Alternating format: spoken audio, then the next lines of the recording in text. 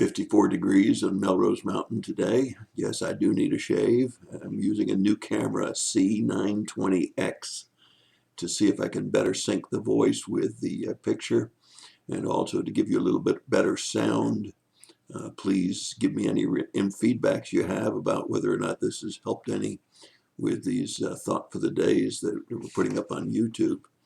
Today we're still in Jeremiah, but we're in chapter 7. Jeremiah was written 627 years before Christ and was forecasting in those first 10 or so chapters the siege of Jerusalem, particularly Judea area, and because of the wickedness and the drifting away from God that the people had made.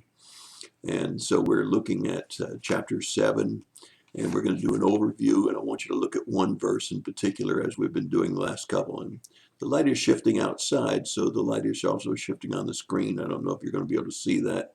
I may have to go ahead and take natural light from the windows and block it out with my blinds in order to eliminate that, but that's what's going on there with that. We've got a little cloudy day today. Chapter 7, Jeremiah, verse 1. The word is from the Lord. That's always important when a prophet's speaking, whether it's today's pastors or whether it's the Old Testament prophets. It's important that they got a word from the Lord, that they're speaking not on their own behalf, but speaking on behalf of the Lord. Verse 2, the place is in front of the temple. That's really quite interesting because normally we don't know where the prophet is when he's speaking, but in this case, God tells him to go stand by the way of the temple and to speak out loud to all of the people that are coming by. And he says, this isn't my temple. That's interesting, isn't it? Because in the New Testament, we know that God doesn't dwell in a temple. He doesn't dwell in a place. He is everywhere all the time.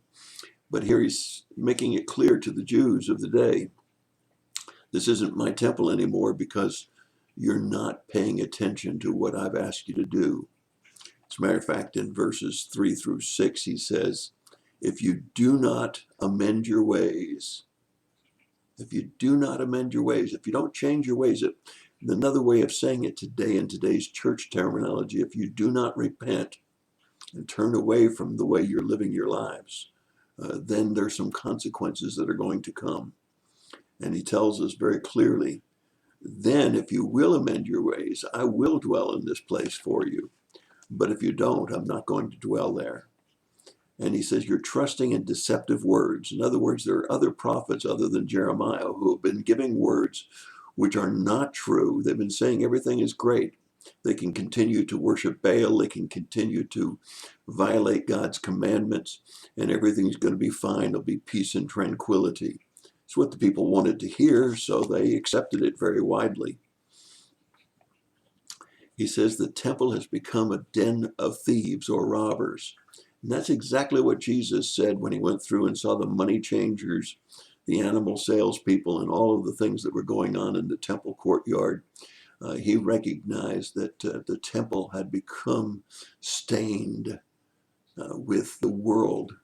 And I think that today a lot of our churches are stained by the world. I think today in the churches that are around America, many have conformed to the world without giving consideration to God's desire for their temple. And so he says their temple is a place of robbers and thieves. And he says, don't bother praying for these people. Don't bother crying out for these people. Don't bother interceding for these people because they're idol worship and because of their behavior.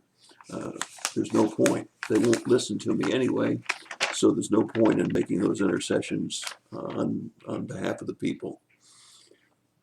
Therefore, now because of all of those things, because the people won't listen, because the people have become idol worshipers, and because they have drifted away from God, then judgment is going to come. Now remember, judgment didn't come until 586 BC.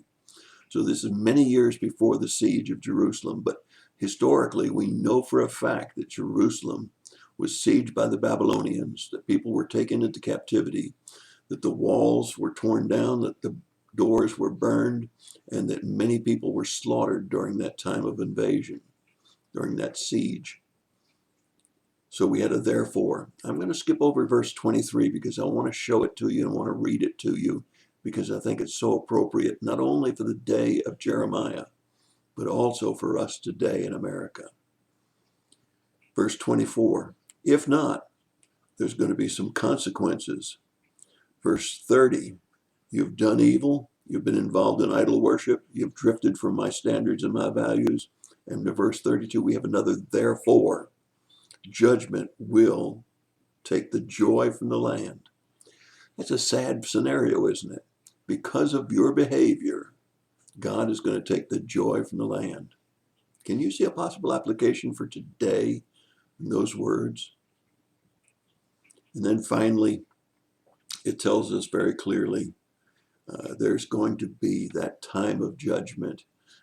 Chapter 7, just like the other 6 chapters, has been one talking about the judgment, the coming siege of Jerusalem. Now let's take a look at verse 23 and see if it doesn't also apply to America today as well as it did to Judea in the days of Jeremiah.